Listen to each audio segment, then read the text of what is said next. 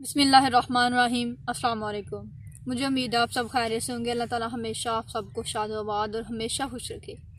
प्यारे दोस्तों, आज मैं आपके साथ कोई व्लॉग शेयर नहीं कर रही। आज मैं आप लोगों के साथ अपने तकरीबन 1 या 1.5 मंथ में वीडियोस ना अपलोड करने की वजह जो है वो शेयर कर रही हूँ।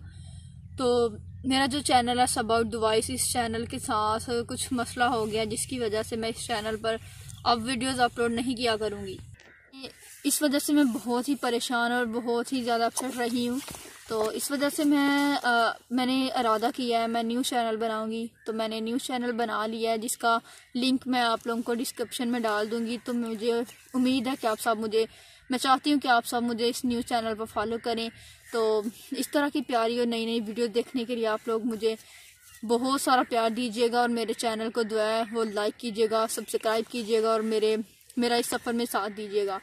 तो बस यही छोटा सा मैसेज था। उम्मीद करती हूँ आपको अच्छा लगा होगा। दोस्तों, अगर वीडियो अच्छी लगे तो मेरे चैनल को लाइक कीजिए, सब्सक्राइब कीजिए और अपने फैमिली मेम्बर के साथ शेयर ज़रूर कीजिएगा। इसी के साथ मुझे दे इजाज़त। अल्लाह हाफ़िज़।